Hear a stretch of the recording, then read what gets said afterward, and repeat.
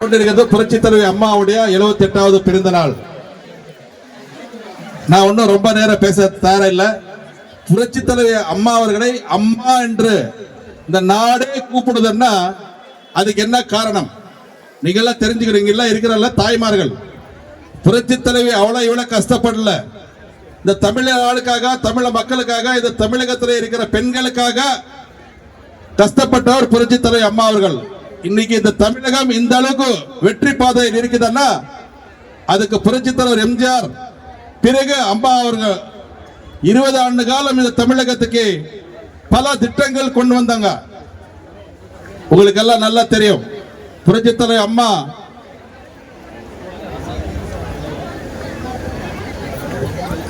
Cinema துறையில் இருந்தார். பிறகு அரசியலுக்கு வந்தாங்க. படிப்படியாக வந்து ரொம்ப கஷ்டப்பட்டாங்க.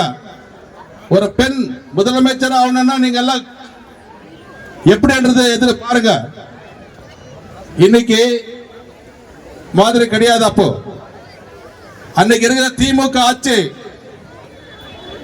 தீய சக்தி கருணாநிதி, புரட்சி தலைவர் அம்மா அவர்கள் முதலாக எம்ஜிஆர் மரணம் வந்த பிறகு எலெக்ஷன்ல நிக்கிறாங்க. 27 சீட் ஜெயிக்கிறாங்க. அசம்பிளிக்கு போறாங்க, சட்டமன்றத்துக்கு போறாங்க. புரட்சி தலைவர் அம்மா அவர்கள் வந்தது பிடிக்கல அவருக்கு. ஆண் ஆதிக்கம். ஒரு பெண் 27 MP MLA ஜெயிச்சு எதிர்கட்சி தலைவராக இருக்கிறது பிடிக்கல அவருக்கு. பிடிக்கும் போது என்ன செஞ்சாங்க? புரட்சி தலைவர் அம்மா அவர்கள் பல கேள்விகள் கேட்டாங்க. அவரு செஞ்ச தப்பு எல்லாம் சட்டமன்றத்தை தட்டி கேட்டாங்க. அவருக்கு பிடிக்காம நீங்க எல்லாம் பார்த்திருப்பீங்க மகாபாரதம். துரியோதன துசாசனா திரௌபதி என்ன செஞ்சாங்கன்றது நல்லா தெரியும். சீர் இழுத்து பிடிச்சு இழுத்தாங்க, தலை கூடல் போட்டு பிடிச்சு இழுத்தாங்க.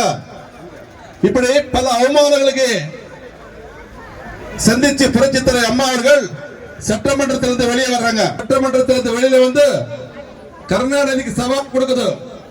ஆணாதிக்கத்தை எப்படி இந்த தமிழகத்தில் இதை செய்யணுமோ நான் சொல்லி வெளியில வந்து சபரமலை எடுத்துக்கிட்டு புரட்சி தலைவர் அம்மா அவர்கள் இந்த சட்டமன்றத்துக்கு நான் முதலமைச்சராக வருவேன் அந்த சொல்லி 5 ஆண்டு கழித்து மீண்டும் முதலமைச்சராக அந்த சட்டமன்றத்தில் கால வச்சு 20 ஆண்டு காலம் அந்த கருணாநிதியை எங்க இருக்கிறதா தெரியாம செஞ்சது புரட்சி தலைவர் அம்மா அவர்கள். ஆனா ஒரு வாட்டி ஏமாத்திட்டு வந்துட்டாரு. புரட்சி தலைவர் அம்மா நல்ல ஆட்சி, 2 ஏக்கர் நிலம் கொடுக்கறான்னு சொல்லி ஏமாத்தி ஆட்சிக்கு வந்துட்டாரு.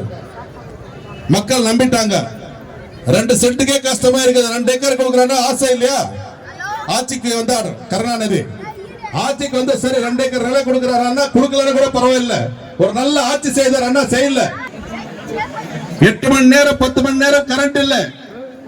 இந்த தமிழகத்தை எல்லாம் சுரண்டிட்டாங்க. தம்பி சொன்னாங்க அப்ப இந்த ஏசியாவிலேயே 7வது பணக்காரங்க இருக்கிறாங்கன்னா அந்த குடும்பம் நீ கணக்கு போடுங்க. அவர் மக்களுக்காக ஆட்சி செய்யல, அவர் குடும்பத்துக்காக தான் ஆட்சி செய்தாரு. இந்த தமிழகத்தை பூர கொள்ளை அடிச்சது இந்த திமுக ஆட்சி தான். அவர் 15 ஆண்டு காலம் இந்த தமிழகத்தை ஆடினாங்க. அந்த 15 ஆண்டு காலம் தமிழகத்தை சுரண்டதுதான் அவங்களோட ஹிஸ்டரி. 30 ஆண்டு காலம் நம்முடைய அண்ணா திராவிட முன்னேற்ற கழகம் ஆழ்ந்தது. அந்த 30 ஆண்டு காலம் வளர்ச்சி பாதையில் கொண்டு வந்தது நம்ம அண்ணா திராவிட முன்னேற்ற கழகம். புரட்சி தலைவர் எம்ஜிஆர் ஆகட்டும், புரட்சி தலைவர் அம்மா ஆகட்டும், தமிழகத்தை முன்னேற்றத்துக்கு கொண்டு வந்தாங்க. நீங்க எல்லாம் பார்த்திருப்பீங்க பல திட்டங்கள். அது முக்கியமா பெண்களுக்கான திட்டங்கள். இன்னைக்கு அம்மாவை அம்மான்னு எப்படி கூப்பிடுறாங்க? அம்மான்னா தாயிலத்தோடு தமிழக மக்களை காப்பாற்றியது புரட்சி தலைவர் அம்மா அவர்கள். ஒரு கர்ப்பிணி பெண்ணா அந்த கர்ப்பிணி பெண்ணுக்கு 6000 இருந்தது 18,000 கொடுத்து அந்த கர்ப்பிணி பெண் ஒரு நல்ல ஆரோக்கியமான குழந்தை கொடுக்க வேண்டும் என்று 18,000 கொடுத்தது புரட்சி தலைவர் அம்மா. அது மட்டுமா, அந்த குழந்தை பிறந்த உடனே ஹாஸ்பிட்டல் ஒரு பெட்டகம், ஒரு சூட் கேஸ் தான் அந்த குழந்தைக்கு Johnson baby soap, Johnson oil, Johnson powder, அதுக்கு தேவையான எல்லாம், அந்த குழந்தைக்கு தேவையான எல்லாமே கொடுத்தாங்க புரட்சி தலைவர் அம்மா அவர்கள். அது மட்டுமா, அந்த ஸ்கூலுக்கு போனா 4 ஜோத்து ட்ரெஸ், செருப்பு, பேக், புக்ஸ், ஜியோமெட்ரி பாக்ஸ், அது மட்டுமா மத்தியான சாப்பாடு 5 வெரைட்டி, ஒரு நாளுக்கு ஒரு வெரைட்டி புரட்சி தலைவர் அம்மா அவர்களை ஸ்கூல்ல கொடுத்தாங்க அந்த குழந்தைகளுக்கு. அது மட்டுமா 8வது 9வது படிக்கும் போது சைக்கிள், 10 11வது படிக்கும் போது லேப்டாப். இந்தியாவிலே எந்த மாநிலத்தில் எந்த முதலமைச்சரும் செய்யல இந்த மாதிரி. இன்னைக்கு கல்வி நம்பர் 1 இருக்குது தமிழகத்துல. புரட்சி தலைவி அம்மா கொண்டு வந்த திட்டங்களாலதான் நிறைய பேர் கல்வியில படிச்சு இன்னைக்கு டிகிரி ஆகி நிறைய படிச்ச பசங்க இருக்கிற ஒரு மாநிலம் தமிழ்நாடு. அதுக்கு காரணம் புரட்சி தலைவி அம்மா. அந்த வகையில தான் அண்ணா எடப்பாடி அவர்கள் ஆட்சி செய்தாங்க. அம்மாவுக்கு பிறகு இன்னைக்கு பெண்களுக்காக பாதுகாப்புக்காக பெண் போலீஸ் ஸ்டேஷனுக்கு கொண்டு வந்த புரட்சி தலைவி அம்மா, மகிழா போலீஸ் ஸ்டேஷன் கொண்டு வந்த புரட்சி தலைவி அம்மா அவர்கள். நீங்க எல்லாம் கஷ்டப்படக்கூடாதுன்றதுக்காக மிக்சி கிரைண்டர் பேன் கொடுத்தது புரட்சி தலைவி அம்மா. 8 மணி நேரம் கரண்ட் இல்லாத இந்த தமிழகத்தை 24 மணி நேரம் கரண்ட் கொடுத்து 100 யூனிட் கரண்ட் கொடுத்தது புரட்சி தலைவி அம்மா அவர்கள். அது மட்டுமா ரேஷன் கடைக்கு போனா விலை இல்லாம 20 கிலோ அரிசி கொடுத்தது புரட்சி தலைவி அம்மா அவர்கள். அம்மா கேண்டீன்ல 1 ரூபாய்க்கு இட்லி கொடுத்தது புரட்சி தலைவி அம்மா அவர்கள். தாலிக்கு தங்கம் கொடுத்தது புரட்சி தலைவி அம்மா அவர்கள். கிராமப்புற பெண்கள் வாழ்வாதாரம் மேம்படுத்துறதுக்காக ஆடு மாடு கோழி வளர்ப்பு திட்டத்தை கொடுத்தது புரட்சி தலைவி அம்மா அவர்கள். சொல்லிட்டே போகலாம். அம்மா உப்பு, அம்மா மருத்துவம், அம்மா கேண்டீன், இப்படி எல்லாம் கொடுத்து, அம்மா கிளினிக், இப்படி எல்லாம் பல திட்டங்கள் கொடுத்தது புரட்சி தலைவி அம்மா அவர்கள். பெண்களுக்காக 20,000 மாநிலத்தில் ஸ்கூட்டர் கொடுத்தது புரட்சி தலைவி அம்மா அவர்கள். பசுமை திட்டத்தின் கீழ் 60,000 வீடு வருஷம் புரட்சி தலைவி அம்மா அவர் கொடுத்தாரு. 10 வருஷத்துல 6 லட்சம் வீடு கொடுத்தது புரட்சி தலைவி அம்மா அவர்கள். இப்ப தம்பி சொன்னாங்க ஒரு வீடு கூட கொடுக்கலான்ட்டு. உங்களுக்கு அந்த வீடு கனவு திட்டம் அண்ணன் எடப்பாடி அவர் சொல்லியிருக்காரு. இப்போ உங்ககிட்ட இடம் இருந்தா வீடு கட்டி கொடுப்பாங்க, இல்லன்னா இடம் வாங்கி வீடு கட்டி கொடுப்பார் அண்ணன் புரட்சி தலைவர் தமிழர் அண்ணன் எடப்பாடி அவர்கள். இது யாரோ சொல்றது இல்ல, திமுக காரர் சொல்றது இல்ல. மக்களாட்சி, மக்களுக்காக இருக்கிற அண்ணா திராவிட முன்னேற்ற கழகத்தின் தலைவராக பொதுச் செயலராக இருக்கிற அண்ணா எடப்பாடி அவர் சொன்னது இது. அவர் யாரும் இல்ல, புரட்சி தலைவர் எம்ஜிஆர் புரட்சி தலைவர் அம்மாவுடைய பாதையில் நல்ல ஆட்சி செய்து 4 ஆண்டு காலம் நிரூபித்து காட்டிய புரட்சி தமிழர் அண்ணன் எடப்பாடி அவர்கள். நீங்க எல்லாம் பார்த்திருப்பீங்க அவரெல்லாம் எப்படி ஏற்பட்ட முதலமைச்சர் என்று 4 ஆண்டு காலம் பாத்தீங்க. இந்த 5 ஆண்டு காலத்துல இந்த திராவிட மாடல் என்று சொல்லுகிறார் இந்த ஸ்டாலின் என்ன பண்றாரு உங்களுக்கு நல்லா தெரியும். எல்லா பொய்யான வாக்குறுதிகள், ஒரு வாக்குறுதியை பூர்த்தியா நிறைவேற்றல. சேலஞ்ச் பண்ணி சொல்ற இங்க எல்லாம் இங்க இருக்கிற திமுக காரங்க எல்லாம் சொல்றாங்க எல்லாம் நிறைவேற்றிட்டான்னு சொல்லிட்டு. நான் இங்க இருக்கிற பெண்களுக்கு பார்த்து கேட்கிறேன், 50% மேல யாருக்கு கொடுக்கல அந்த ஆளு. ஏற்கனவே நாங்க 48 லட்சம் பேருக்கு 1000 ரூபாய் ஓஏபி கொடுத்துட்டு இருந்தா, அதுவும் சேர்த்து 1 கோடி பேருக்கு கொடுத்திருக்காரு. இன்னும் 1.25 கோடி பேருக்கு கொடுக்கல. அவங்க எல்லாரும் வாங்கிருக்கீங்களா? ஒரு 1000 ரூபாய் எல்லாம் வாங்குறீங்களா? ஏற்கனவே அந்த ஓஏபி நிறைய பேர் கொடுக்கல. அண்ணன் எடப்பாடி அவர் வந்த உடனே ஒரு ரேஷன் கார்டுக்கு 2000 ரூபாய் மாசம் கொடுக்கறான்னு சொல்லிருக்காரு. அது உறுதி. ஆட்சிக்கு வந்த உடனே கொடுக்கறாங்க. இவங்க மாதிரி 3 வருஷத்துக்கு கொடுக்கறது கிடையாது. ஆட்சிக்கு வந்த உடனே 10,000 ரூபாய் ஊக்கத்தொகை கொடுக்கறான்னு சொல்லிருக்காரு அண்ணன் எடப்பாடி அவர்கள். அது உறுதி. அதுக்கு நாங்க கேரண்டி. இல்ல நாங்க எல்லாம் உங்க முன்னாடி வர மாட்டோம், இந்த மாதிரி பேசவே மாட்டோம். அதே மாதிரி 3 கேஸ் சிலிண்டர் இலவசமா கொடுக்கறான்னு சொல்லிருக்காரு அண்ணன் எடப்பாடி ஒரு வருஷத்துக்கு 3 சிலிண்டர். இவங்க சொன்னாங்க மானியம் கொடுக்கறாங்க, கொடுக்கல. பெட்ரோல் டீசல் விலை குறைக்கிறாங்க, குறைக்கல. விவசாய கடன் ரத்து செய்யறான்னு சொன்னாங்க, செய்யல. நீட் ரத்து செய்யறாங்க, செய்யல. 5 லட்சம் இளைஞர்களுக்கு வேலை வாய்ப்பு கொடுக்கறாங்க, கொடுக்கல. 30 வருஷத்துக்கு மேல கல்யாணம் ஆகுதா பெண் பிள்ளைகளுக்கு அரசு வேலை கொடுக்கறாங்க, கொடுக்கல. இப்படி எதுவுமே கொடுக்கல. எல்லா மக்களும் ஏமாத்திட்டாரு. 5 பவுன் தங்கம் அடமானம் வச்சிருந்தா உடனே அவங்களுக்கு எடுத்து கொடுக்கறான்னு சொன்னாங்க. 48 லட்சம் பேர் அடமானம் வச்சிருந்தாங்க, 12 லட்சம் பேருக்கு தான் எடுத்து கொடுத்தாங்க. 36 லட்சம் பேருக்கு எடுத்து கொடுக்கல. இதுபடி ஏமாத்தி ஆட்சிக்கு வந்துட்டு நீ ஏதோ ஒரு நல்ல ஆட்சி செய்திருந்தா பரவாயில்ல. விலைவாசி ஏத்துறது இல்லைன்னு சொன்னீங்க, எல்லா விலைவாசி ஏத்துட்டாங்க. இன்னைக்கு கரண்ட் பில் ஏத்துறது இல்லைன்னு சொன்னீங்க, கரண்ட் பில் ஏத்தாச்சு. 3 மடங்கு ஏத்தாச்சு. டவுன்ல எல்லாம் 3 மடங்கு வீடு சொத்து வரி ஏத்தியாச்சு. இப்படி பல பொய்யான வாக்குறுதிகள் சொல்லி ஏமாத்தி இன்னைக்கு ஆட்சிக்கு வந்திருக்கிறாங்க. இந்த ஆட்சியை தூக்கி எறிய வேண்டும். அந்த எடப்பாடி அவர் வர வேண்டுமா? அம்மாவுடைய பிறந்த நாள் உங்களுக்கு எல்லாம் கேட்டுக்கிறது ஒண்ணுதான். இங்க வந்திருக்கிறவங்க எல்லாம் கேட்டா தாய்மார்களுக்கு தகுதி அந்த ஒரு கோடி 20 லட்சம் பேருக்கும் தகுதி இல்லைன்றா. எந்த விதத்துல நீ தகுதி பாக்குற? ஏன் ஓட்டு போடலையா அவங்க? அதே மாதிரி நான் ஆட்சிக்கு வந்த உடனே நீட் ரத்து பண்றேன்னு பண்ணபடியா? பண்ணல. குழந்தைகள் படிக்கின்ற எஜுகேஷன் லோன் ரத்து பண்றேன்னு சொன்னபடி பண்ணல. கேட்டா என்ன சொல்றபடி? நாடாளுமன்ற தேர்தல்ல இந்தியா கூட்டணி எங்க கூட்டணி வெற்றி பெறல, என்டிஏ கூட்டணி வெற்றி பெற்றுச்சு, அதனால நான் கொடுக்க முடியலையே சொல்லிட்டு இந்த நாட்டுல இல்லாத திட்டத்தை நீ கொண்டு வந்துட்டு இன்னைக்கு என்டிஏ அங்க வந்து கூட்டணியா இருக்கு, இந்தியா கூட்டணி இல்லன்னா டெல்லியில நடக்கிற திட்டத்துக்கு நீ எதுக்கையா இங்க நீ சொல்ற? நீ இல்ல என்டிஏ கூட்டணி ஜெயிச்சிட்டே இல்லையா, இந்த 40 MP ராஜினாமா செய்யணும் இல்லையா? இந்த திட்டத்தை எல்லாம் நிறைவேற்ற முடியல பாரு மக்களை நீ. அதே மாதிரி அம்மா அவர்கள் 2011 இருந்து 2016 வரைக்கும் உங்க என்னென்ன திட்டம் சொன்னாங்களோ, மிக்சி கிரைண்டர் ஃபேன் ஒன்றை சேனல் சொன்ன மாதிரி, அருள் சொன்ன மாதிரி, அதே மாதிரி 100 யூனிட் மின்சாரம் இலவசமா கொடுத்தாங்க. அதே மாதிரி அந்த காலகட்டத்தில் லேப்டாப் ஆனாலும் சைக்கிள் ஆனாலும் சரி அந்த திட்டத்தை எல்லாம் அம்மா நிறைவேற்றி காட்டினாரு. 2016ல அதுக்காக நீங்க அம்மா அவர்களை மீண்டும் முதலமைச்சராக்குனீங்க. அதானே இவங்க 520 வாக்குறுதியை கொடுத்து எந்த வாக்குறுதியை நிறைவேற்றாத இந்த திமுக ஆட்சி வீட்டுக்கு அனுப்பணும். நம்ம அருண் சொன்னாரு 550 கோடி கடன் பண்ணிருக்காங்க சொல்லிட்டு. இந்த நம்ம சுதந்திரம் அடைஞ்ச பிறகுல இருந்து 70 வருஷத்துக்கு மேல 4.5 கோடி தான் கடன் இருந்துச்சு. இன்னைக்கு 5.5 கோடி கடன்.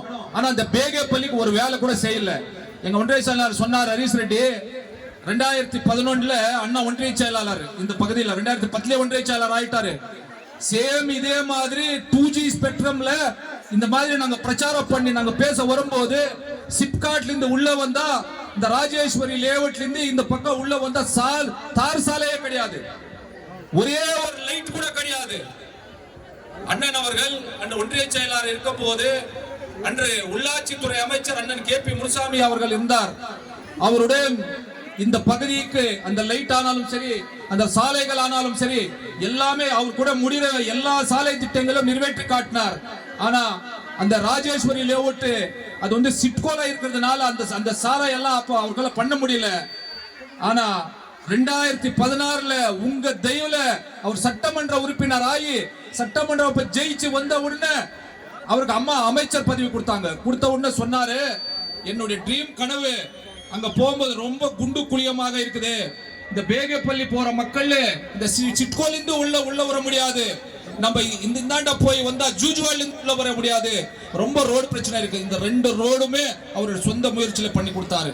அதான் இன்னைக்கு நம்ம அருணும் நம்ம ஒன்றிய செயலாளர் நம்ம இவர் சொல்றாரு கவுன்சிலர், ஒரே ஒரு வேலை கூட இந்த திமுக சட்டமன்ற உறுப்பினர் பண்ணல. நான் தான் கேட்டேன், சட்டமன்ற உறுப்பினர் மேம்பாட்டு நிதியில எதனா வந்துச்சாப்பான்னு கேட்டேன். 1 ரூபாய் கொடுக்கல நான் சொன்னாங்க.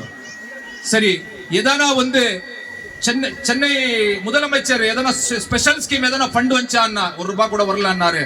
இப்போ அவரு அருண் சொன்னாரு, நம்ம முரளி சொன்னாரு, இந்த திட்டத்தை எல்லாமே உங்க பணத்துல வரி வாங்கி அந்த வரி பணத்துல தான் இந்த திட்டத்தை எல்லாம் நிறைவேற்றி காட்டிருக்காங்கன்னா இவரை நாங்க இந்த இடத்துல பாராட்ட வேண்டும். எதுக்கு அப்படி என்ன எம்எல்ஏ எதுக்கு, இந்த நாட்டுக்கு முதலமைச்சர் எதுக்கு, துணை முதலமைச்சர் எதுக்கு? இப்போ விவசாயிகளுக்கெல்லாம் ஒரு பிரச்சனை, அவங்க வந்து இந்த பிரச்சனை போராடி கொண்டு இருக்கும் போது சில பத்திரிகை எல்லாமே, என்ன பத்திரிகை எனக்கே அது தெரியாது, அவரே வந்து பேட்டி கொடுக்கிறாரு. கேட்கலாம் இல்லையா? இந்த காரிடார் திட்டத்தை கொண்டு வந்திருக்கிறோம், சட்டமன்றம் கொண்டு வந்தாச்சு அவரே சொல்றாரு துணை முதலமைச்சர். அப்புறமா இதுக்கு உண்டான எந்த பணி இன்னும் தொடங்கவில்லை. ஒண்ணு கொண்டு வந்துட்டேன்னு சொல்லு, இல்ல கொண்டு வரதில்லைன்னு சொல்லு. தொடங்கப்படவில்லைன்னா என்ன அர்த்தம்? அதுக்கு யாரை ஏமாத்துற நீ? பத்திரிகைக்காரன் அவன் சொல்றது அப்படியே போட்டு அப்படி இது திருப்பு கேட்கல. இது கண்டனக்குரியது என்பதை இந்த நேரத்தில் தெரிவித்துக் கொண்டு, தாய்மார்கள் நிறைய நேரம் நீங்க உட்கார்ந்து இருக்கிறீங்க. இந்த ஆட்சி மாற்றம் இவரு சொன்னாரு ஒன்றிய செயலாளர், கொலை கொள்ளை கற்பழிப்பு அதை பத்தி நானும் பேசின நல்லா இல்ல. நாங்க ஆட்சியில இருக்கும் போது கூட அதே வந்து காவல்துறை இந்த தமிழ்நாட்டுக்காரங்க தான். இன்னைக்கும் இந்த திமுக ஆட்சி இருக்கும் போது கூட அதே காவல்துறை தமிழ்நாட்டுக்காரங்க தான். உதாரணத்துக்கு காரணம் என்னன்னா சுயமா அவங்க செயல்பட முடிவதில்லை. திமுக காரர் எல்லாம் கண்ட்ரோல். இதை மாத்தி அமைக்கணும். இந்த காவல்துறைக்கே தெரியும், எப்பவுமே ஆட்சி இருக்கும் போது அண்ணா திமுக கரவேட்டி கட்டுன்னு அந்த பக்கம் போக மாட்டான். நல்லதா இருந்தா மட்டும் எதனா போன் பண்ணுவான். காவல்துறைக்கு எந்த தொல்லையும் அண்ணா திமுக காரன் கொடுக்க மாட்டான். அவங்க சுயமா செயல்பட வேண்டும் என்று சொன்னால் நீங்கள் வருகின்ற சட்டமன்ற தேர்தல் இரட்டை இலைக்கு வாக்களித்து அண்ணன் அவர்கள் எடப்பாடி அவர்கள் ஜார் செங்கோட்டையில் உட்கார்ந்து இந்த திட்டத்துக்கு எல்லாமே எங்க ஒன்றிய செயலாளர் சொன்ன மாதிரி OAP 2000, ரேஷன் கார்டுக்கு 2000, ஊக்கத்தொகை 10,000, உங்க நினைவு திட்டம் வீடு இந்த பக்கத்தில் நிறைய பேருக்கு வீடு இல்ல, உங்க பேர்ல ஒரு சைட்டு பட்டா இருந்தா அதை அது பட்டா போட்டு கட்டி கொடுப்பாங்க. வீடு இடமே இல்லைன்னா அரசாங்க இடம் வாங்கி வீடு கட்டி கொடுக்குறாங்க சொல்லியிருக்கிறாங்க. தயவு செஞ்சு நீங்க எல்லாமே உறுதுணையாக இருக்க வேண்டும் என்று கேட்டு வாய்ப்புக்கு நன்றி கூறி விடைபெறுகிறேன். நன்றி, வணக்கம். நேரம் தான் கொடுத்துட்டு இருந்தாங்க. கருணாநிதி கால ஆட்சியில புரட்சி தலைவி அம்மா அவர்கள் 2011ஆம் ஆண்டு ஆட்சிக்கு வந்த பிறகு அந்த மின்சாரத்தை 24 மணி நேரமும் மின்சாரம் வழங்கிய தாய் நம்முடைய புரட்சி தலைவி அம்மா அவர்கள். அதோடு மட்டுமல்லாமல் நம்முடைய 100 யூனிட் மின்சாரம் இலவசமாக தந்த தாய் புரட்சி தலைவி அம்மா அவர்கள். அதோடு மட்டுமல்லாமல் நம்முடைய பிள்ளைகள் திருமணம் செய்யும் போது தாலிக்கு தங்கம் வழங்கிய தங்கத்தாரகை புரட்சி தலைவி அம்மா அவர்கள். இப்படி அம்மா அவர்களின் திட்டங்களை சொல்ல வேண்டும் என்று சொன்னால் இன்றைக்கு முழுவதும் நாம் சொல்லிக் கொண்டுதான் இருக்க வேண்டும். நேரம் காலம் கருதி உங்களுக்கு தெரியாத ஒண்ணு இல்ல, புரட்சி தலைவி மக்களுக்காக வாழ்ந்த தலைவி, மக்களால் நான் மக்களுக்காகவே நான் என்று வாழ்ந்து மறைந்த புரட்சி தலைவியின் இன்றைக்கு பிறந்தநாள் விழா கொண்டாடி கொண்டிருக்கின்றோம். ஆனால் இன்றைக்கு நடைபெற்றுக் கொண்டிருக்கின்ற திமுகவின் கருணாநிதியின் மகன் மு.க. ஸ்டாலின் ஆட்சியிலே கொடுத்த வாக்குறுதிகள் ஏதாவது நிறைவேற்றுகின்றதா என்று சொன்னால் எதுவுமே நிறைவேற்றவில்லை. 2021ஆம் ஆண்டு தேர்தல் பிரச்சாரத்திலே நான் ஆட்சிக்கு வந்தால் 1000 ரூபாய் வழங்குவேன், ஒரு ரேஷன் கார்டுக்கு 1000 ரூபாய் வழங்குவேன் என்று சொன்னார். ஆனால் வழங்கினார்களா என்று பார்த்தால் 28 மாதம் ஆட்சிக்கு வந்து 28 மாதம் 1000 ரூபாய் அவர் வழங்கவில்லை. 28 மாதம் கழித்துதான் 1000 ரூபாய் வழங்கினார். அது எதற்காக வழங்கினார் என்று சொன்னால் நாடாளுமன்ற தேர்தல் வந்தது, MP தேர்தல். அந்த தேர்தலிலே திமுகவினர் வாக்கு கேட்பதற்காக சென்றால் மக்கள் கேட்பார்கள் என்பத ஒரே ஒரு நோக்கத்தோடு தான் அந்த 1000 ரூபாயை வழங்கி இருக்கின்றார். இப்படி ஒரு திட்டத்தை செயல்படுத்தினால் அது முழுமையாக மக்களுக்கு சேருகின்ற ஒரு அரசு, ஒரு ஆட்சி, அது அனைத்து இந்திய அண்ணா திராவிட முன்னேற்ற கழகம்.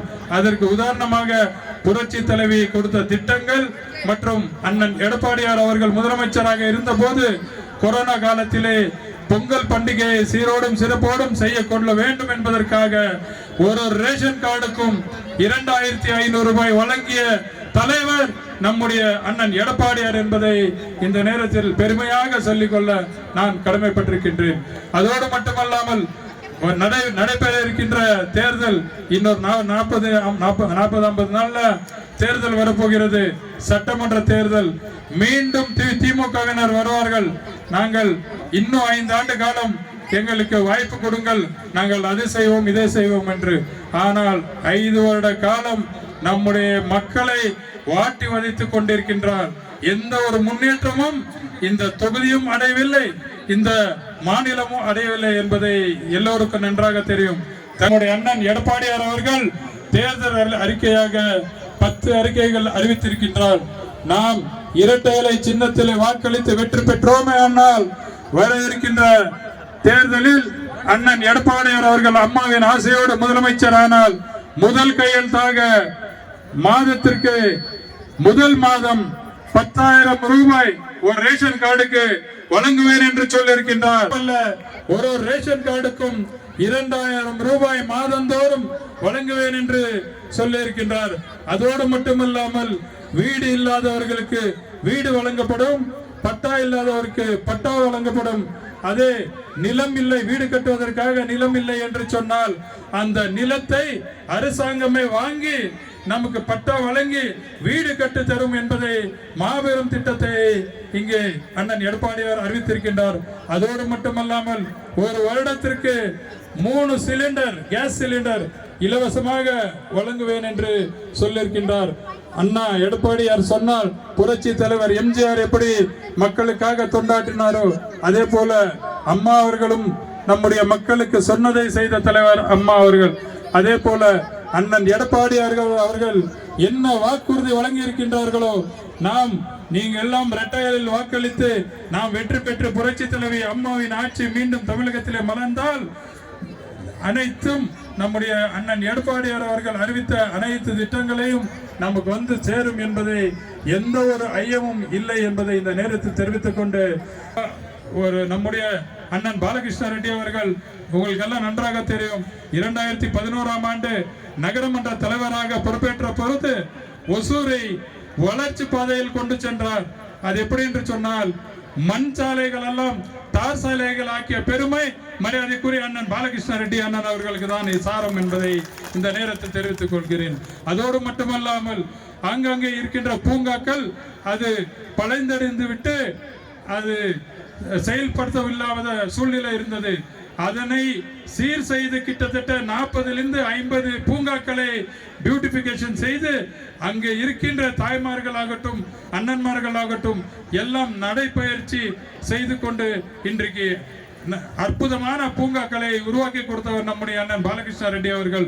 அதோடு மட்டுமல்லாமல் எத்தனையோ ஆர்ஓ வாட்டர் சிஸ்டம் இன்றைக்கு நம்முடைய பஞ்சாயத்து தலைவரும் நம்முடைய ஒன்றிய குழு உறுப்பினர் கவுன்சிலர் நம்முடைய முரளி அவர்களும் சொன்னார். அவர் 2 பேரும் இந்த எத்தனையோ திட்டங்கள் செய்து கொடுத்திருக்கின்றார்கள். நீங்கள் வாக்களித்து அவர் ஒருத்தர் பஞ்சாயத்து தலைவரும் ஒருத்தர் கவுன்சிலர் ஆனார். அவர்கள் இரட்டை இலை போல 2 இலைகள் அவர்கள் சிறப்பாக உங்களுடைய பஞ்சாயத்திலே நம்முடைய அன்னார் அவர்களின் ஆசையோடு சிறப்பாக அனைத்து பணிகளையும் நமக்கு செய்து கொடுத்தார். அது தார் சாலைகள் ஆனாலும் சரி, அது லைட் ஆனாலும் சரி, டிரைனேஜ் கிளீனிங் ஆனாலும் சரி, எந்த வசதி வேணுமானாலும் அண்ணன் பாலகிருஷ்ண ரெட்டி அவர்களிடம் வந்து சொல்லி அந்த திட்டங்களை சீரோடும் சிறப்போடும் நம்முடைய பஞ்சாயத்துக்கு செய்து கொடுத்த பெருமை அந்த 2 தலைவர்களுக்கும் இருக்கு என்பதை நான் கண்கூட பார்த்த காட்சி. இப்போ 1 வருட காலமாக இல்லை என்பதை குற்றம் சாட்டி இருக்கின்றார்கள். இந்த நிலைமைதான் திமுக ஆட்சியில் நடைபெற்று கொண்டிருக்கிறது. இங்க மட்டும் இல்லை, மொத்தமா இருக்கின்ற தமிழகத்தில் எங்குமே இந்த போன்ற சூழ்நிலை உருவாக்கி கொண்டிருக்கின்றது. எங்க பார்த்தாலும் கஞ்சா, கொலை, கொள்ளை, கற்பழிப்பு என்பது. இங்க கூட பாத்தீங்கன்னா 3 வயசு குழந்தை நினைச்சாலே பயமா இருக்கு. டெல்லிக்கோட்டை கிட்ட ஒரு திமுக காரன் கற்பழிச்சு கொலை செஞ்சிருக்கிறான். அந்த கட்சிக்காரனை தூக்குறது கூட இந்த திமுக ஆட்சியினுடைய தலைவர்களுக்கு வக்கில்லாத அவன் அப்படியே விட்டு வச்சிருக்கிறாங்க.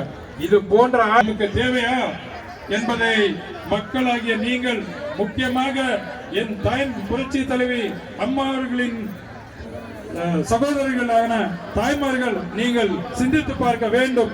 மீண்டும் புரட்சி தலைவி ஆட்சி வேண்டுமா அல்லது திருட்டு திமுகவின் தீய சக்தி ஆட்சி வேண்டுமா என்பதை நீங்கள் எல்லாம் சிந்தித்து பார்த்து நடைபெற இருக்கின்ற சட்டமன்ற தேர்தலிலே நீங்கள் மீண்டும் இரட்டை இலை சின்னத்திலே வாக்களிக்க வேண்டும் என்பதை உங்கள் பணியோடு பாதம் தொட்டு கேட்டுக்கொள்கின்றேன். மீண்டும் திமுக ஆட்சி வந்தால் அந்த ஆண்டவனாலையும் இந்த நாட்டை காப்பாற்ற முடியாது என்பதை இந்த நேரத்தில் பெருமையாக தெரிவித்துக் கொண்டு எனக்கு வாய்ப்பளித்த மாவட்ட கழகத்துக்கு நன்றி கூறி விடைபெறுகிறேன். நன்றி, வணக்கம். புரட்சி தலைவி அம்மா அவர்களையும் முதலில் வணங்குகின்றேன்.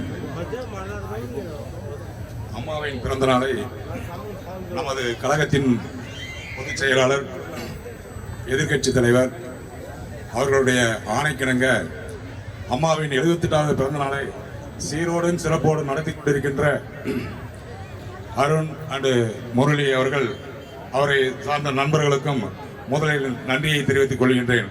இந்த இவ்வளவு சிறப்பாக இருப்பதற்கு உண்மையிலுமே ஆச்சரியமாக இருக்கிறது. அதற்காக அவர்களுக்கு நன்றியை தெரிவித்துக் கொள்கின்றேன். அதாவது பொய்யிலே பிறந்து பொய்யிலே வளர்ந்த பெருமானே, புலவர் பெருமானே அப்படின்னு ஒரு பாட்டு இருக்கு. அந்த பாட்டுக்கு உதாரணம் யாருன்னு கேட்டீங்கன்னா கலைஞர் குடும்பம் தான். அந்த பாட்டுக்கு பொய்யிலே பிறந்து பொய்யிலே வளர்ந்த புலவர் பெருமானே, இந்த பாட்டு யாருக்காக பாடுறாங்களோ இல்லையோ அது 100% கலைஞர் குடும்பத்துக்கு சேரும். அதுல ஏன் சில உதாரணம் சொல்றேன்.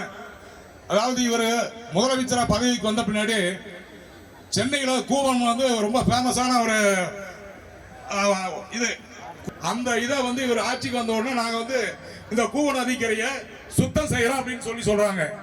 சரி, அதுக்காக ஒரு 50 லட்சம் ரூபாய் அந்த காலத்திலேயே 1969லயே 50 லட்சம் ரூபாய் நிதி ஒதுக்குறாங்க. அந்த நிதியை அந்த கூவத்துக்கு யூஸ் பண்ணவே இல்லை. ஒன்னே ஒண்ணு என்ன பண்ணாங்கன்னா, ஒரு படகுல ஒரு 4 பேர்த்த கூட்டிட்டு போயிட்டு ஒரு ரவுண்ட் சுத்திட்டு வந்துட்டு அடுத்த இதுல கேக்குறாங்க, ஏங்க கூவ நதிக்கரையா சுத்தம் பண்ணீங்க, நீங்க போட்ல போனீங்க, ஆனா எந்த நடவடிக்கையும் எடுக்கலையான்னு கேட்டாங்க. நான் அடுத்த சட்டமன்ற கூட்டத்தொடர்ல நான் உங்களுக்கு விளக்கம் கூறேன்னு சொன்னாரு. அடுத்த சட்டமன்ற கூட்டத்தொடர்ல என்ன சொல்றாருன்னா, முதலே இருக்குது, அதனால இந்த திட்டம் கைவிடப்படுதுங்கிறாரு. அப்புறம் சரிங்க, அந்த திட்டம் தான் கைவிடப்படுறீங்க, அந்த ஃபண்டு என்னாச்சு அப்படின்னு கேட்டீங்கன்னா, முதல் கட்ட பணியிலேயே முடிந்து விட்டதான். அது என்ன, அந்த போட்டுல போனதுக்கு அந்த 50 லட்சம் செலவாகி போச்சான். அப்படிப்பட்ட திமுக தான் இன்னைக்கு ஆட்சி செஞ்சு, அதாவது வாயில வர்றக்கூடிய அத்தனை என்னென்ன பொய் பேசணுமோ அத்தனை பொய்யும் பேசிட்டு இருக்காங்க. இன்னொரு உதாரணம் கூட சொல்லலாம். ஒரு சர்க்கரை ஊழல் வருது அவர் பேர்ல, அது விசாரணை வரும்போது, ஏங்க இந்த சர்க்கரைகளாம் இவ்வளவு டன் இருந்தது, இந்த சர்க்கரைகள் என்னாச்சு அப்படின்னு கேட்டதுக்கு அவர் சொல்றாரு, சர்க்கரை எல்லாம் எறும்பு தின்னுடுச்சு. சரிப்பா, எறும்பு தான் தின்னுடுச்சு. அந்த சாக்கு போன கோழி பையாவது என்னாச்சுன்னு கேட்டா, அந்த சாக்கு பைய கரையாந்து நிடுச்சு அப்படின்னு இப்படி எல்லாம் பொய் பேசி இந்த நாட்டை ஏமாத்தி கொள்ளையடிக்கின்ற திமுக அந்த குடும்பம் தான் இன்னைக்கு நாட்டையே சுரண்டிட்டு இருக்கு. இன்னும் கூட சொல்ல போலாம், அதாவது ஒவ்வொரு வாட்டியும் மக்களை நீங்க எப்படி ஏமாறுறீங்கன்னா, ஒரு வாட்டி வந்து 2 ஏக்கர் நிலத்தரன்னு சொல்லிட்டு பொய்யான வாக்குறுதி கொடுத்து அந்த முறை ஜெயிச்சுட்டு போனாங்க. இப்படி ஒவ்வொரு முறையும் இப்ப கூட என்ன 5 வருஷம் ஆச்சு. இந்த 5 வருஷத்துல இவங்க அதாவது குடும்ப தலைவர்களுக்கு உதவித்தொகை எல்லாம் கொடுக்கறேன்னு சொல்லிட்டு 3 வருஷமா 4 வருஷம் அதுலயும் பாதி பேருக்கு கொடுத்து, அந்த பாதி பேருக்கு கொடுக்கறதுக்கு காரணம் நம்ம எடப்பாடி பழனிசாமி, நம்மளுடைய கட்சி பொதுச் செயலாளர். சட்டமன்றத்தை ஒவ்வொரு சட்டசபையிலையும் மீட்டிங் நடக்கும்போது போராட்டம் நடக்கும்போது தான் அந்த இதையே கொடுத்தாங்க. இப்படி எல்லாம் பொய் பேசி இன்னைக்கு 5000 ரூபாய் அக்கௌண்ட்ல போட்டிருக்காங்க. நீங்க மாசம் மாசம் கொடுத்திருந்தா எவ்வளவு பணம் வரும்? மக்களை நீங்க வந்து அவங்க பொய் பேசுறதுக்கெல்லாம் நாம வந்து தங்கத்துக்கும் இந்த கவரிங் நகைக்கும் வித்தியாசம் சொல்லுவாங்க. தங்கம் வந்து பார்த்தோன்னா பளிச்சுன்னு தெரியாது, ஆனா இந்த கவரிங் நகை வந்து பார்த்தோன்னா பளிச்சுன்னு தெரியுது. அதனால இவங்க பொய் பேசுற அத்தனையுமே நம்ம நம்பிடுறோம். நம்பிதான் அவங்களுக்கு ஓட்டு போட்டு அதுக்கு பின்னாடி அவங்களுடைய என்ன செய்யறாங்களுடைய விளைவு தெரியுது. குறிப்பா சொல்ல போனா, அம்மா வந்து லேப்டாப் திட்டம் 10th இருந்தே கொடுத்துட்டு இருந்தாங்க. அது படிக்கிற பிள்ளைங்களுக்கு உண்மையிலேயே நல்ல திட்டம். ஆனா இவங்க இவ்வளவு நாளா கொடுக்காம என்ன பண்றாங்கன்னா, இந்த காலேஜ் முடிச்சுட்டு வெளியே போறாங்கல்ல, அவங்களுக்கு 21 வயசு முடியுது, அவங்களுக்கு மட்டும் கொடுக்குறாங்க. நீ கொடுத்தா திட்டம் ஏடிஎம்கே ஆட்சி காலத்துல கொடுத்தா எல்லா மக்களுக்கும் போய் சேரும். ஆனா இவங்க வந்து யாரு ஓட்டு போடுறா, யாருக்கு கொடுக்கணும் அப்படின்னு இவ்வளவு வித்தை செஞ்சுட்டு இருக்காங்க. அதனால தயவு செய்து மக்களை நீங்க கண்டிப்பா சிந்திக்கணும். அதோடு மட்டுமல்ல, அம்மா சொல்லுவாங்க, திருட்டு ரயில் ஏறி வந்த கருணாநிதி குடும்பம் அப்படின்னு சொல்லுவாங்க, கருணாநிதின்னு சொல்லுவாங்க. ஆனா அப்படிப்பட்ட அந்த குடும்பம் பெருந்தலைவர் காமராஜரை பத்தி உங்களுக்கு எல்லாத்துக்கும் தெரியும். அவர் வந்து கல்வி கண் திறந்து இன்னைக்கு தமிழ்நாட்டில் இந்த அளவுக்கு கல்வி முன்னேறி இருக்குது அப்படின்னா உண்மையிலுமே பெருந்தலைவர் காமராஜர் தான். அந்த படிப்பை படிக்கிறதுக்கு குழந்தைகள் ஸ்கூலுக்கு வர்றதுக்கு மதிய உணவு திட்டத்தை கொண்டு வந்தது காமராஜர். அவர் சாகும் போது நாட்டுக்காக எல்லாம் இத்தனை நன்மைகள் செய்ய முடியும், அவ்வளவு செஞ்ச நன்மை செஞ்சவர். அவர் சாகும் போது ஒரு 4 ஜோடி சர்ட்டம் 2 செப்பல் என 120 ரூபா பணம் 9 வருஷம் முதலமைச்சராக இருந்திருக்கிறாரு.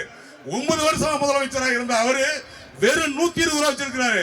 இன்னைக்கு இந்த குடும்பம் ஏசியாவிலேயே 7வது பணக்காரங்களா. அப்ப திருட்டு ரயில் இருந்த அவங்க குடும்பத்துக்கு சவுத் ஏசியாவில் 7வது பணக்காரங்களா. அப்ப இவங்க உண்மையா நியாயமா சம்பாதிச்சிருக்க முடியுமா? அதனால மக்களை தயவு செஞ்சு நீங்க வந்து சிந்திக்கணும். நாங்க அதிமுக காரன் நல்லது செஞ்சிருந்தா நீங்க ஓட்டு போடுங்க. தயவு செஞ்சு பொய்க்கு மட்டும் ஏமாறாதீங்க என்று கூறிக்கொண்டு எனக்கு வாய்ப்பு அளித்த உங்கள் அனைவருக்கும் நன்றி விடைபெறுகிறேன். நன்றி, வணக்கம்.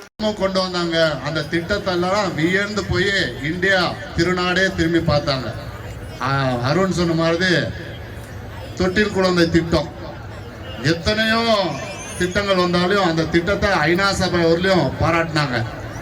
பாராட்டி புகழ்பெற்ற திட்டம் அந்த திட்டம். அந்த குழந்தை, நீ குழந்தைய வந்து கள்ளிப்பால் போட்டு எங்கேயும் சாவடிக்காதீங்க, குழந்தைய என்கிட்ட ஒப்படைச்சிடுங்க, குழந்தைய மகாராணி மாதிரி காப்பாற்ற வேண்டியது என்னுடைய பொறுப்புன்னுட்டு மகத்தான திட்டத்தை கொடுத்தது புரட்சி தலைவி அம்மா அவர்கள்.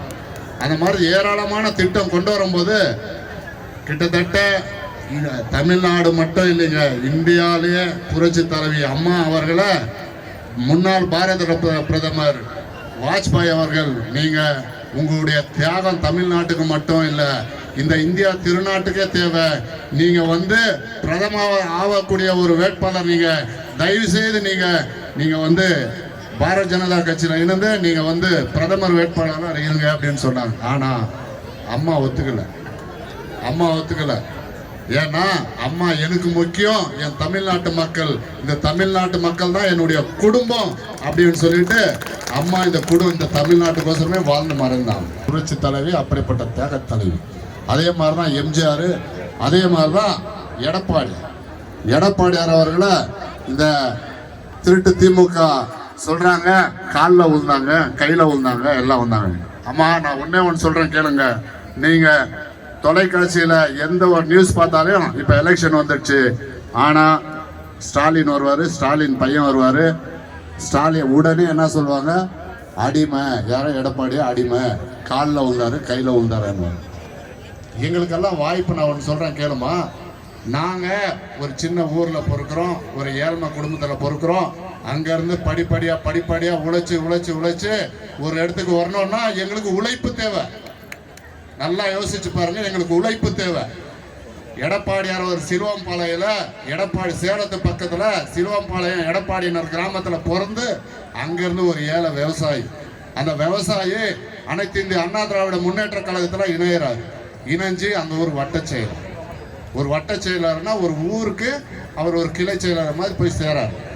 அங்க அவருக்கு சேர்ந்து அப்படியே வந்து அந்த நகர செயலாளர் ஆகிறாரு, பஞ்சாயத்து தலைவர் ஆகிறாரு, அங்க சேர்மேன் ஆகிறாரு, மாவட்ட செயலாளர் ஆகிறாரு, எம்எல்ஏ ஆகிறாரு, நாடாளுமன்ற உறுப்பினர் ஆகிறாரு, அதுக்கப்புறமா தான் அமைச்சராக ஆகிறாரு, அப்புறம் முதலமைச்சர் ஆவார். யாரோ ஒருத்தர் கூட்டிட்டு வரும், யாரோ ஒருத்தர் வந்து வாப்பா இந்த கட்சியில சேருங்க, இது நல்ல கட்சி, எம்ஜிஆர் இருக்கிறவருடைய கட்சி, எம்ஜிஆர் மக்களுக்கான கட்சின்னு யாரோ கூட்டிட்டு வராங்க. வாய்ப்பு வந்து யாரோ ஒருத்தர் கூப்பிடுறாங்க, வர்றோம். அந்த உழைப்புனால நீ உழைக்கிற, நீ வா, உங்க கூட நாங்க இருக்கிறோம், கட்சிக்கு நல்லது செய்யலாம், மக்களுக்கு நல்லது செய்யலான்னு கூப்பிடுறாங்க, வர்றாரு. ஆனா இந்த திருட்டு திமுக கருணாநிதி எப்படி வந்தாருன்னு உங்களுக்கு தெரியும். எம்ஜிஆர் காலை பிடிச்சி முதலமைச்சர் ஆனவர் எம்ஜிஆர் கருணாநிதி. அண்ணா மறைவுக்கு பின்னாடி எம்ஜிஆர் காலை பிடிச்சுக்கிறாரு. என்ன வந்து நெடுஞ்செழியன் முன்னாள் சீனியர் எல்லாம் இருக்காங்க, அவங்களுக்கு தான் வாய்ப்பு. ஆனா எம்ஜிஆர் சொன்னா மட்டும்தான் முதலமைச்சர் நான் ஆக முடியும்னுட்டு எம்ஜிஆர் கெட்டியா பிடிச்சுக்கிறார். ராமச்சந்திரன் அவர்களே என்னை காப்பாத்துங்க, என்ன முதலமைச்சர் அவங்க ஆக்குனாதான் நானும் உங்க கூட இருப்பேன் அப்படின்னு சொல்றார். அவரை முதலமைச்சர் ஆக்கின பின்னாடி எம்ஜிஆரே அவர் வந்து எல்லா மேடையிலையும் துச்சப்படுத்துறது, கேவலப்படுத்துறது. எம்ஜிஆர் வந்து ஒரு அமைச்சர் பதவி கேட்கிறாரு, சுகாதாரத்துறை, அது இது மெடிக்கல் சார்ந்த துறை கொடுங்கன்னு கேட்கிறார். அதுக்கு மேடையில சொல்றாரு இந்த கருணாநிதி, சுகாதாரத்துறைன்னு கூட சொல்ல தெரியல, மெடிக்கல்னு கேட்கிறாரு, இவருக்கெல்லாம் நான் அமைச்சர் பதவி தர முடியுமா அப்படின்னு எம்ஜிஆரை வந்து கேவலப்படுத்தி கட்சியை விட்டு நீக்கிறாரு. அதுக்கப்புறமா தான் இந்த அனைத்து இந்திய அண்ணா திராவிட முன்னேற்ற கழகம் என்ற கட்சி உருவாக்குனார் புரட்சி தலைவர் எம்ஜிஆர் அவர்கள். அப்படி உருவாக்கின கட்சியில புரட்சி தலைவி அம்மா வர்றாங்க, எடப்பாடியார் உழைச்சி வர்றாரு. ஆனா இவங்க கையில விழுந்தேன், காலில் விழுந்தேன், அங்க விழுந்தேன், இங்க விழுந்தேன். எங்களுக்கெல்லாம் வாய்ப்பு எப்படி வரும்? உழைச்சவனுக்கு யாரோ ஒருத்தர் கூட்டிட்டு வராங்க, அப்படிதான் வாய்ப்பு வரும். நீங்களே நல்லா யோசிச்சு பாருங்க. உழைச்சி வந்தவருக்கும் இவங்க எப்படி, கருணாநிதி எப்படி வந்தாரு? திருட்டு ரயில் ஏறி வந்தாரு. நாங்க ஒரு மேடையில திருட்டு ரயில் ஏறி வந்தாருன்னு சொன்னதுக்கு நண்பர் ஒருத்தர் சொன்னாரு, ரயில் வந்து திருட்டு ரயிலுங்க, ரயில் ஏதோ நல்ல ரயில் தான், வந்த ஆளுதான் திருத்தனமா வந்ததுன்னுட்டு. அந்த மாதிரி வந்தவருடைய பையன் ஸ்டாலின். உனக்கு என்ன அது அருகதை இருக்குது? ஸ்டாலினுக்கு ஏதாவது அருகதை இருக்காமா? நீ ஏதாவது உழைச்சிருக்கிறியா? ஸ்டாலினுடைய வளர்ப்ப நீங்க ஒரு 20-30 வருஷத்துக்கு முன்னாடி ஸ்டாலின் எப்படி வளர்ந்தாருன்னுட்டு உங்களுடைய பெரியவர்களை கேட்டு பாருங்க, காரி துப்பிடுவாங்க. காரி துப்பி அந்த மாதிரி வளர்ப்பு வருது. அவங்க பையனுக்கு என்ன அருகதை இருக்குது? எடப்பாடி அவருடைய வயசு என்ன? இந்த ஸ்டாலினுடைய பையன் உதயநிதி ஸ்டாலினுக்கு வயசு என்ன? காலில் வந்த கையில வந்த உங்க அப்பா மாதிரி இருங்க. ஏன்னா ராஜராஜ பரம்பரை வம்சாவரியம் நீங்க இந்த நம்ம வைகோ ஒரு முன்னாடி அவங்க எதிர்கட்சியில இருக்கும்போது வைகோ சொல்லியிருப்பாரு, உங்களுக்கு இந்த தொழில் இல்லைன்னா வேற தொழில் இருக்கும்னுட்டு. வைகோ அவர்கள் இவங்களை கேவலமா திட்டிருப்பாரு. அப்படியேப்பட்ட நீங்க எங்க எடப்பாடியார திட்டுக்கு எந்த அருகதையும் உங்களுக்கு இல்லை என்பதை இந்த மேடையில தெரிவித்துக் கொள்கிறோம். இன்னொன்னு, நம்ம இந்த கிருஷ்ணகிரி மாவட்டத்துல விவசாயிங்க போராடிட்டு இருக்காங்கம்மா. முத்தாலி சைடெல்லாம் நம்மளுக்கு சோறு போடுற விவசாயிங்க ஏர்போர்ட் வருது, அதுக்கு இடம் எடுக்கக்கூடாது, அப்புறம் அந்த ரிங் ரோடு சாலையை சுற்றி 1 கிலோமீட்டர் 1/2 கிலோமீட்டர் அதிகாரிகள் ஆய்வு பண்ணி இடம் எடுக்கிறாங்கன்னு சொன்னோன்னே எங்களுக்கு ஊரெல்லாம் போயிடும், விவசாய இடம்லாம் போயிடும். அதனால இந்த இடம் எடுக்கக்கூடாதுன்னுட்டு விவசாயிங்க போராடி இந்த சட்டமன்ற உறுப்பினர் ஒய்பிரகாஷ் கிட்ட போய் மனு கொடுக்குறாங்க. இவர் உடனே என்ன சொல்றாரு, நான் இருக்கேன், நான் எடுக்க விட மாட்டேன்ற. அப்படி ஆனா சட்டசபையில தீர்மானம் நிறைவேற்றுறது ஸ்டாலின். அந்த தீர்மானத்துக்கு எழுந்து நன்றி சொல்றது இந்த ஒய்பிரகாஷ். தீர்மானம் நிறைவேற்றின தீர்மானத்துக்கு சட்டசபையில நன்றி சொல்றாரு. இது எல்லா டிவி சேனல்லையும் வருது, எல்லா முகநூலும் வருது, எல்லாருமே பாக்குறாங்க. ஆனா மறுபடியும் இங்க விவசாயிங்க போராடுறாங்கட்டு அங்க போனவனே இது ஏதோ கருணாநிதி காலம், கருணாநிதி என்னதான் பண்ணாலும் மக்களுக்கு தெரியாத நினைச்சிட்டு அந்த காலம் நினைச்சிட்டு இவங்க பண்ணிட்டு இருக்காங்க. ஆனா இப்ப எந்த ஒரு செய்தியும் உடனுக்குடன் எல்லாருமே முகநூல்லையோ வாட்ஸ்அப்ல பாத்துறாங்க. உடனே இல்லைங்க, நீங்க தான் நாங்க நன்றி தெரிவிச்சிருக்கீங்க பாருங்கன்னு அந்த கூட்டத்திலே எடுத்து காட்டுறாங்க. அப்படியா? நான் இல்லப்பா, நீ அங்கேயும் நானும் இல்லப்பா, இது வேற யாரோ ஏதோ வேற முகம் ஏதாவது பார்த்து சொல்லிட்டீங்களா அப்படின்னு எல்லாமே இவரை ஒய்பிரகாஷ் அவர்களை மறைமுகமாகவும் நேர்முகமாகவும் எல்லாம் திட்டுறாங்க. திட்டினவுடனே இல்லை, நான் இந்த திட்டத்தை கொண்டு வர மாட்டேன் அப்படின்னு சொல்லி வாக்குறுதி கொடுக்கிறார். சரிங்க, நீங்க இந்த பகுதியுடைய சட்டமன்ற உறுப்பினர், நீங்க சொன்னா இதை நிப்பாட்டுக்கான தகுதி உங்களுக்கு இருந்தா முதல்வருக்கு சொல்லி இதை நிப்பாட்டுங்கன்னுட்டு மனு கொடுக்குறாங்க. அந்த மனுவை நாங்க சென்னையில போய் ஸ்டாலின் அவர்கள் நேரடியா அவர்கிட்டே நாங்க இந்த மனுவை கொடுக்குறோம் அப்படின்னு சொல்லிட்டு இங்க இருந்த விவசாயிங்க கிட்டத்தட்ட 5000 பேர் அவங்க போறதுக்கான ஏற்பாடு பண்றாங்க. ஆனா இங்க இருந்து காவல்துறை போய் நீங்க 5000 பேர் போனா நாங்க அனுமதி தரமாட்டோம், ஒரு 60 பேர் 70 பேர் மட்டும்தான் போவோம் நாங்க அனுமதி. 5000 பேர் போனா ஸ்டாலின் அவர்களை பார்க்க முடியாது, அதனால அனுமதி மறுக்கிறோன்னு அவங்க சொன்ன வார்த்தைக்கு 50 பேர் 60 பேர் கிளம்புறாங்க. சென்னையில இங்க இருந்து போறாங்க, புறப்பட்டு போனா சென்னையில பாதி வழியில அவங்கள நிப்பாட்டிட்டு நடு வழியில அவங்க நிப்பாட்டி அரெஸ்ட் பண்ணி போயிட்டு ஒரு மண்டபத்துல போயிட்டு அவங்கள அடைக்கிறாங்க.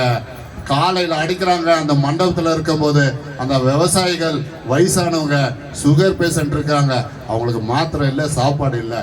கிட்டத்தட்ட சாயந்தரம் 6 மணி வரலையும் நம்மளுக்கு சோறு போடுற விவசாயிகளை மண்டபத்துல கூட்டு போய் அடிச்சிருக்காங்க. அப்படியேப்பட்ட இந்த திருட்டு திமுக அரசு நம்ம கிட்ட சொல்றாங்க மக்களை காக்கிறோம்.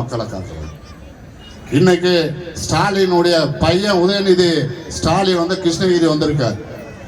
வந்துட்டு இந்த முத்தாலி சைடெல்லாம் நாங்க ஏர்போர்ட்டு வர விட மாட்டோம் வாக்குறுதி கொடுத்துருக்கோம். அப்படி இப்ப ஏன்னா நாங்க இந்த இடத்துல ஏர்போர்ட்டு கொண்டு வர மாட்டோம் அப்படின்னு சொல்லியிருக்காரு ஸ்டாலின். அவரு சட்டசபையில இந்த ஒசூர் பகுதிக்கு குறிப்பா அந்த பகுதியில நாங்க ஏர்போர்ட்டை கொண்டு வருவோம் அப்படின்னு சொல்லியிருக்காரு. அந்த தீர்மானத்துக்கு ஒய்பிரகாஷ் அவர்கள் இருந்து பாராட்டம் தெரிவிச்சிருக்கிறாரு. எங்களுக்கு இந்த கிருஷ்ணகிரி மாவட்டத்தில் இருக்கிறவங்களுக்கு ஒரே ஒரு கேள்விதான், நாங்க உங்க அப்பா பேச்ச கேட்கறதா இல்ல உன் பேச்ச கேட்கறதா? பையன் வரதில்லைன்னு சொல்றாப்படி, அவங்க அப்பா கொண்டு வருவோம்னு சொல்லிட்டு அதுக்கு ஒய்பிரகாஷ் அந்த தீர்மானத்துக்கு நன்றி சொல்றாரு. நல்லா யோசிச்சு பாருங்க, நாங்க அப்பன் பேச்ச கேட்கறதா இல்ல பையன் பேச்ச கேட்கறதா? பெரியவர்களே, தாய்மார்களே, ஓட்டுக்கோசரம் இவங்க என்ன வேணாலும் சொல்லுவாங்க. நல்லா செஞ்சுட்டு பாருங்க. ஓட்டுக்கோசரம் இவங்க என்ன வேணாலும் செய்வாங்க. அப்ப அங்க கொண்டு வர்றாரு பையன், இங்க கொண்டு வர மாட்டேன்றாரு. ஏன்னா இவ்வளவு கபட நாடகமும் தேர்தல் வந்துருச்சு. அதனால தேர்தல் மட்டும் வராம இருந்தா இவங்க இது கண்டுக்கவே மாட்டாங்க. நீ விவசாயியா அரெஸ்ட் பண்றியா, கொண்டு போறியா, அதெல்லாம் எதுவுமே பண்ண மாட்டாங்க. தேர்தல் இருக்கு 40 நாள். நீங்க நல்லா யோசிச்சு பார்க்கணும். நம்மளுக்கு எத்தனையோ திட்டங்களை புரட்சி தலைவி அம்மா கொடுத்திருந்தாலும் நம்மளுக்கு எடப்பாடியார் அவர்கள் இந்த கொரோனா டைம்ல 4.5 வருஷம், அதுல 1 வருஷம் கொரோனா டைமு, மீதி 3 வருஷமும் எந்த ஒரு மக்களும் கஷ்டப்பட்டாங்க, விலைவாசி ஏத்துனாங்க அப்படின்னு யாராவது சொல்ல முடியுங்களா? நீங்க 2021க்கு முன்னாடியும் இன்னைக்கு இருக்கிற விலைவாசியும் நீங்க வந்து அண்ணா சொல்லுவாரு, பட்டியலிட்டு சொல்லுவாரு, நீங்க நினைச்சு பாருங்க. மண்ணை விண்ணத்தோட அளவுக்கு விலைவாசி உயர்ந்துருச்சு. கேட்டா நீங்க பாருங்க, இந்த எலெக்ஷன் வந்துருச்சு, டிவிலாம் நோண்டிட்டு இருந்தீங்களான்னா உடனுக்குடனே ஸ்டாலின் உங்களை பாதுகாப்பார், ஸ்டாலின் உங்களை ஆதரிப்பார், ஸ்டாலின் தலைநின்று நடக்க வைப்பார். எப்படி நடக்க வைப்பாரு? நல்லா யோசிச்சு பாருங்க. ஒவ்வொரு மகளிருக்கும் விலைவாசி, நீங்க போய் மல்லிகை பொருள் வாங்கும் போது விலைவாசிய 2021க்கு முன்னாடி என்ன இருந்துச்சு, இன்னைக்கு திமுக ஆட்சி வந்து 4 வருஷத்துல எவ்வளவு இந்த விலைவாசி எவ்வளவு ஆச்சுன்னு யோசிச்சு பாருங்க. இந்த ஒசூர் பகுதியை யார் வளர்ச்சி பாதைக்கு கொண்டு போனாங்கன்னு யோசிக்கணும்.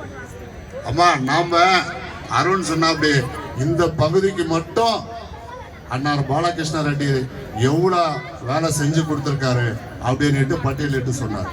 நான் வந்து என் சொந்த ஊரு தேர்ப்பேட்டை, நான் அந்த பகுதியில எவ்வளவு கொண்டு வந்திருக்காருன்ட்டு என் பகுதியில எல்லாம் நான் பட்டியலிட்டு சொல்லிட்டு இருக்கேன். எந்த கிராமத்துக்கு போனாலும் இந்த சாலை போட்டு கொடுத்தது பாலகிருஷ்ண ரெட்டி என்றாங்க, இந்த நீர் தேக்க தொட்டி கட்டி கொடுத்தது அவருன்றாங்க, இந்த பாலம் கட்டி கொடுத்தது அவருன்றாங்க. கிட்டத்தட்ட ஒசூர் பகுதியில 5க்கும் மேற்பட்ட பூங்காக்களை உருவாக்கி கொடுத்தது பாலகிருஷ்ண ரெட்டி என்றாங்க. இந்த மாதிரி மகத்தான தலைவர் இவ்வளவு வேலை பண்ணியிருக்காரு. இதே இந்த ஒய் பிரகாஷ் அவர்கள் பட்டியலிட்டு இந்த பகுதிக்கு இந்த வேலை செஞ்சிருக்கேன். ஏதாவது ஒரு திட்டத்தை யாராவது சொல்லுங்க, ஒரு திட்டத்தை சொல்லுங்க. சொல்ல முடியாது. ஏன்னா மக்களை நேசிச்சவங்க தான் அந்த வேலையெல்லாம் செய்ய முடியும். நீங்க போடுற உங்களுக்கானது மட்டும் இல்ல, ஒரு ஓட்டு உங்களுக்கானது அல்ல, ஊருக்கானது, ஊர் நலனாது, மக்கள் நலனுக்கானது என்பதை உணர்ந்து வர்ற இந்த 40-50 நாள் தான் இருக்கு இந்த தேர்தல். இந்த வர்ற தேர்தல்ல யார் நமக்காக செஞ்சாங்களோ, யார் நமக்காக உட்கிறாங்களோ அவங்களுக்கு ஓட்டு போட்டு மீண்டும் அண்ணார் பாலகிருஷ்ண ரெட்டி அவர்கள் கரங்களை உயர்த்துவோம், வலுவாக்குவோம் என்று வாய்ப்பினைக்கு நன்றி கூறி விடைபெறுகிறேன். நன்றி, வணக்கம். இரு தெய்வங்களை வணங்கி இன்று எதிர்க்கட்சி தலைவர், கழக பொதுச் செயலாளர், வருங்கால முதல்வர் அண்ணர் எடப்பாடியார் அவர்களுக்கு ஆணைக்கு இணங்க 8வது அம்மாவுடைய பிறந்த நாள் சார்பாக வேகப்பள்ளி பஞ்சாயத்தில் மிக சீரோடும் சிறப்போடும் கொண்டாடி கொண்டிருக்கிறோம். இந்த விழாவிற்கு வருகை தந்திருக்கும் கழக பொறுப்பாளர்கள், மண்ணின் மைந்தன், முன்னாள் அமைச்சர், ஒசூர் வளர்ச்சி நாயகன் அண்ணன் பி பாலகிருஷ்ண ரெட்டி அவர்களை வருக என்று வரவேற்று, மற்றும் மேடையில் அமர்ந்திருக்கும் மாவட்ட நிர்வாகிகள் மற்றும் பேகப்பள்ளி பஞ்சாயத்து நிர்வாகிகள் அனைவருக்கும் வருக என்று சொல்லி, அம்மா என்ற சொல்லுக்கு இலக்கணமாக அவர் தந்த திட்டங்கள் உலகமையே வியக்க வைத்தன. உங்களுக்கு எல்லாம் ஞாபகம் இருக்கும், தாய்மார்கள் இங்க எல்லாமே வந்திருக்கீங்க. பெண் சிசு கொலை அப்படின்ட்டு ஒரு 10-15 வருஷத்துக்கு முன்னாடி தமிழ்நாடுல மிகவும் நடந்துட்டு இருந்தது. அன்னைக்கு ஒரு திட்டம் கொடுத்தாங்க அம்மா, தொட்டில் குழந்தை திட்டம். அதாவது அந்த குழந்தைங்களுக்கு வந்து யாரு ஆதரவு இல்லைன்னா கூட அம்மா வந்து இந்த திட்டத்து மூலமாக அந்த குழந்தைங்களுக்கு வளர்த்து ஆளாக்கி அவங்களுக்கு ஒரு நல்ல வளர்ச்சியில் கொடுத்தது அம்மா. அதே மாதிரி கல்வி புரட்சி அப்படின்னு சொல்லலாம். விலையில்லா மணிக்கணினி, மிதிவண்டி, சீருடை என கிராமத்து பிள்ளைகளின் கையில் அறிவியலை கொடுத்த சேர்ந்தவர் புரட்சி தலைவி அம்மா அவர்கள். இன்னைக்கு பார்க்கலாம், இந்தியாவிலே மகளிர் காவல் நிலையம் முதல்ல தமிழ்நாட்டில் இந்தியாவிலே கொண்டு வந்து நம்ம புரட்சி தலைவி அம்மா அவர்கள்.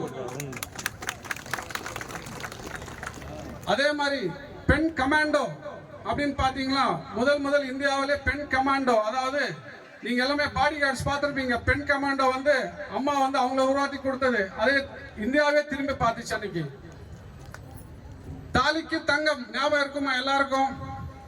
இன்னைக்கு வந்து ஒரு கிராம் 15,000 ரூபாய் தாலிக்கு தங்கம் கொடுத்தாங்க. இன்னைக்கு யாருக்காவது வந்திருக்கு 5 வருஷத்துல? இன்னைக்கு 1.5 லட்சம் ரூபாய் விலை. ஆனா உங்களை ஏமாத்துறது எப்படி தெரியுமா? 1000 ரூபாய் கொடுத்து ஏமாத்துறாங்க. எப்படி ஏமாத்துறாங்க? வெறும் 3 வருஷம் கொடுத்தாங்க. எப்படி கொடுத்தாங்க? அண்ணர் எடப்பாடியார் அவர்கள் தலைமைச் செயலகத்துல வந்து பேசினார் சட்டசபையில, 3 வருஷமா நீங்க கொடுக்கல அப்படின்னு. அன்னைக்கு வந்து எம்பி எலெக்ஷன் வந்ததால இந்த ஓட்டு வராது அப்படின்னு சொன்ன உடனே 1000 ரூபாய் கொடுத்தாங்க. இப்போ ஒரு புது நாடகம் ஆரம்பிச்சிட்டாங்க. வெயில் காலத்து, கோடை காலத்து 5000 எல்லாருக்கும் வந்திருக்கும், சந்தோஷம். இந்த வருஷம் தான் வெயில் இருக்காமா? இத்தனை வருஷமா வெயில் யாருக்குமே வரலையா? இது கபட நாடகம் தான் ஆடிட்டு இருக்காங்க, தவிர வேற ஒண்ணு இல்ல. திமுக ஆட்சி வந்து நாடகம். அதே மாதிரி பொய்யான வாக்குறுதிகள் கொடுக்கறது அவங்களோட வேலை. அதே மாதிரி பெண்களுக்கு பாத்தீங்கன்னா மானிய விலையில் ஸ்கூட்டர் கொடுத்தாங்க. 25,000 மானியம் கொடுத்து பெண்கள் வந்து அவங்க வந்து சந்தோஷமா ஒரு வேலைக்கு போகட்டும், வேற ஒரு கல்லூரிக்கு எங்க போனாலும் ஒரு உங்களுக்கு வந்து வண்டி கொடுத்தாங்க. அந்த ஒரு திட்டமும் இப்ப இல்ல. பெண்கள் வந்து வீட்டுல கஷ்டப்படக்கூடாது, மிக்சி, கிரைண்டர், ஃபேன் எல்லாமே கொடுத்தாங்க. யாருமே சமமா இருக்கக்கூடாது, பெண்கள் வந்து சந்தோஷமா இருக்கணும் அப்படின்னு கொடுத்தாங்க. அதே மாதிரி சுய உதவி எல்லாருக்குமே வந்து கடன் கொடுத்தாங்க. அதாவது இந்த சங்கம் இருக்கு தெரியுமா, சுய உதவி குழுக்கள், அவங்களுக்கு எல்லாருமே வந்து அந்த டைம்ல லோன்ஸ் கொடுத்தாங்க.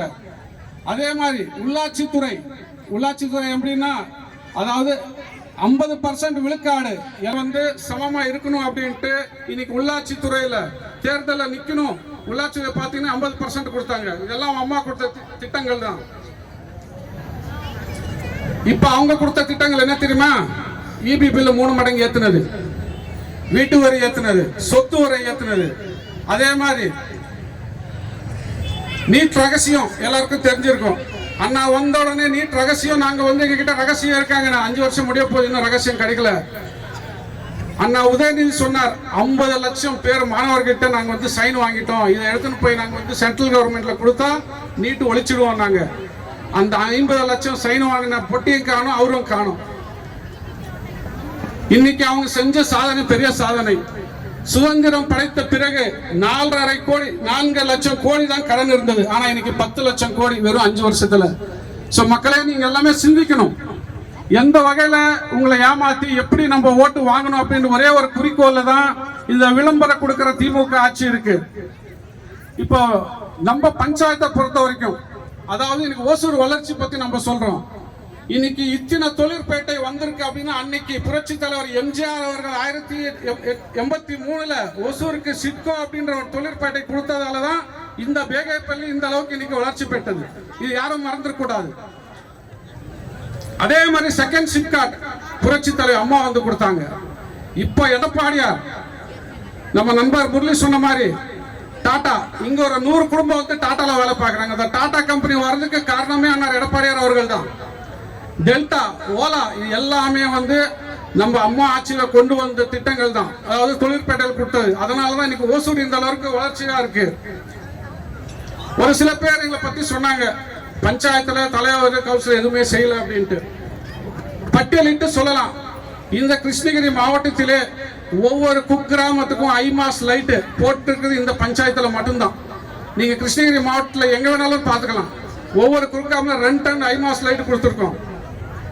கொரோனா காலத்துல உங்களுக்கு எல்லாம் ஞாபகம் இருக்கும், 1.5 ஆண்டு கொரோனா காலம் எங்களுக்கு.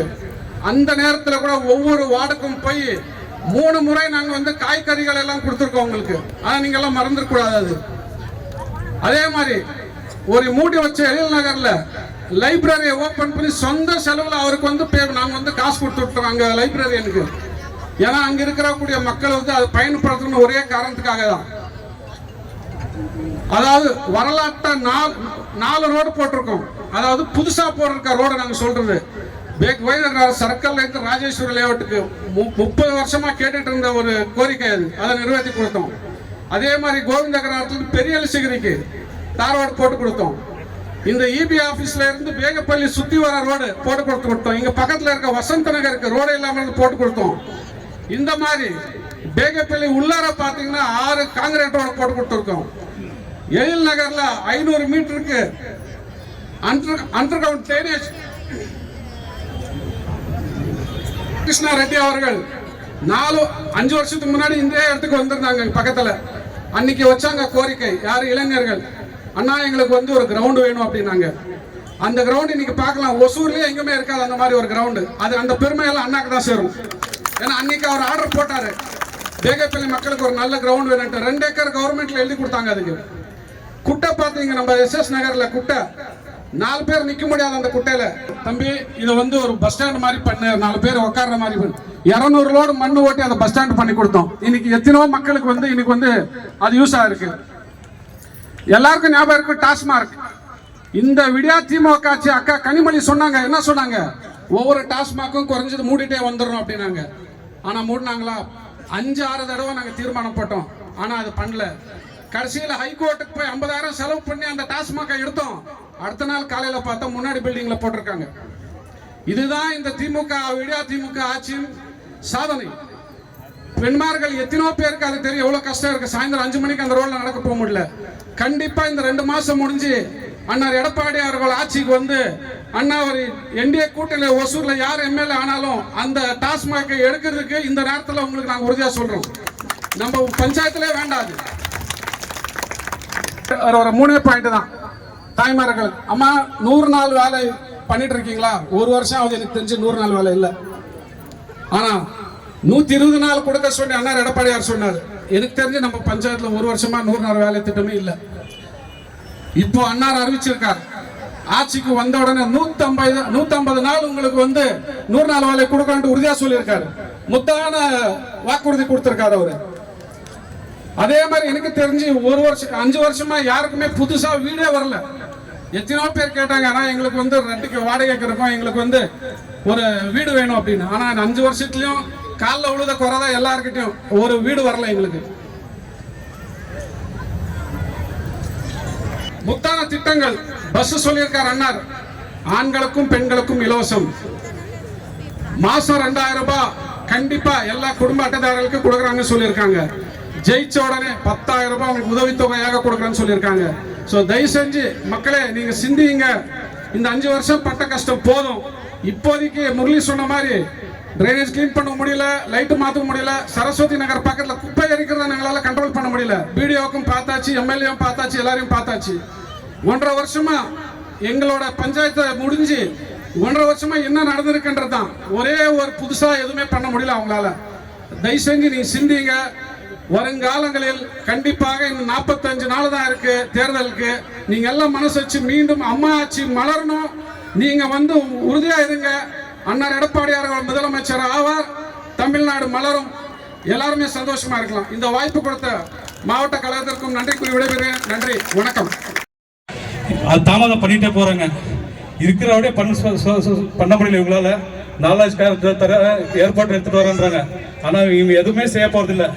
மீண்டும் அண்ணன் பாலகிருஷ்ண ரெட்டி அவர்கள் MLA ஆக இந்த பகுதிக்கு அமைச்சராக வந்தா மட்டும்தான் இந்த வேலை எல்லாம் செய்ய முடியும். இப்ப 5 வருஷம் ஆயிடுச்சு. அண்ணன் கொடுத்த ஆர்வ ஓட்டர் தான் நம்ம தவிர அவரு பொறுப்புல இல்லைன்னா கூட நம்மளுக்கு பாத்தீங்கன்னா போன வாரம் கோயந்தகரத்துல கூட ஒரு ஆர்வ ஓட்டர் கொடுத்து அவர் சொந்த செலவுல. இதே மாதிரி கொரோனா காலத்துல எந்த திமுக காரங்களும் நம்மளை வந்து பார்க்கல.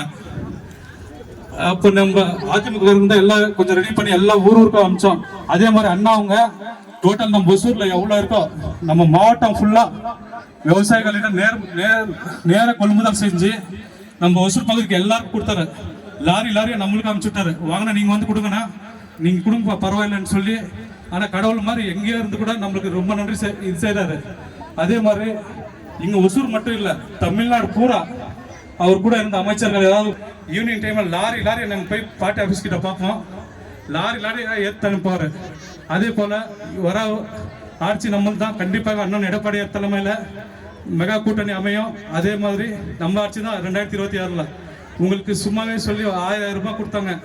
அது எப்போ கொடுத்தாங்க? 3 வருஷத்துக்கு கழிச்சு நாங்கள் போராட்டம் பண்ணி, நீங்க கூட இதுல 10 பேர் வந்திருப்பீங்க. ஒரு 2 வருஷத்துக்கு முன்னால பாத்தீங்கன்னா EB ஆபீஸ் கிட்ட போராட்டம் பண்ணி இது பண்ணி சட்டசபையில எல்லாம் இது பண்ணி எதிர்கட்சி தலைவர் அண்ணன் எடப்பாடி அவர் இது பண்ணி தான் உங்களுக்கு அந்த 1000 ரூபாய் கொடுத்தாங்க. 4.5 லட்சம் கோடி இருந்தால் 75 வருஷமா இருந்துச்சு. இன்னைக்கு பார்த்தீங்கன்னா இந்த திமுக பொறுப்பேற்றப்பிலிருந்து 5 வருஷத்துல 6 லட்சம் கோடி கடன் பண்ணியிருக்காங்க. ஆனால் ஒரு வளர்ச்சி இல்லை. நாங்கள் பஞ்சாயத்தில் இருக்கிற ஃபண்டு கலெக்ஷன் பண்ணி ஊருக்கு ஒரு தெரு லைட் 2 தெரு லைட் கொடுத்தோம். அது போன பல்ப் கூட ஒரு வருஷமா மாற்ற முடியல. ரொம்ப பேர் சொல்றாங்க ஸ்ட்ரீட் லைட் இல்லைன்னு. நாங்களும் 3 மாசமா கேட்டுட்டா இருக்கோம். ஒரே ஒரு ஸ்ட்ரீட் லைட் மாற்ற முடியல 3 வருஷமா. ட்ரைனேஜ் கிளீன் 3 மாசத்துக்கு ஒரு டைம் கிளீன் பண்ணிட்டு இருந்தோம். அது இந்த அரசாங்கம் ஒரு வருஷமா எங்க பதவி இல்லைன்னா கூட நாங்கள் ஏதோ எங்களால் முடிவு செஞ்சுட்டு இருக்கோம். ஆனால் அந்த ட்ரைனேஜ் கிளீனிங் கூட பண்ண முடியறதில்லை. நாங்கள் ஒரு 5 வருஷத்துக்கு முன்னால் இங்கே வர்றதுக்கு முன்னால் தண்ணி பிரச்சனை இருந்துச்சு. இன்னைக்கு 5 வருஷமா ஏதாச்சும் இங்கே தண்ணி பிரச்சனை இருக்குங்களா? ஸ்ட்ரீட் லைட் ஆகட்டும் தண்ணி பிரச்சனை இருந்துச்சு 5 வருஷமா இல்லை. ஏன்னா ஏதாச்சும் ஒரு போர் ஃபைலுன்னா பேகைப்பள்ளியிலேருந்து கோவிந்தகர் கனெக்டிவிட்டி பண்ணியிருக்கோம். கோவிந்தகர்லேருந்து பேகைப்பள்ளிக்கு போகுது. அதே மாதிரி லேவர்ஸ்க்கு போகுது. இந்த மாதிரி உள்கட்டமாக எல்லாம் பண்ணோம். இந்த டிஎம்கே வந்ததுக்கப்புறம் ஒரே ஒரு போர் போட்டதெல்லாம் பாருங்கள். நாங்கள் எக்ஸ்ட்ரா 3 போர் எப்பயுமே இன்னைக்கு தண்ணி பிரச்சனை மக்களுக்கு வரக்கூடாதுன்ட்டு சொல்லி எல்லா ரெடி பண்ணி கொடுத்தோம். பேச வாய்ப்பளித்த அனைவருக்கும் நன்றி சொல்லி விடைபெறுகிறேன். நன்றி, வணக்கம்.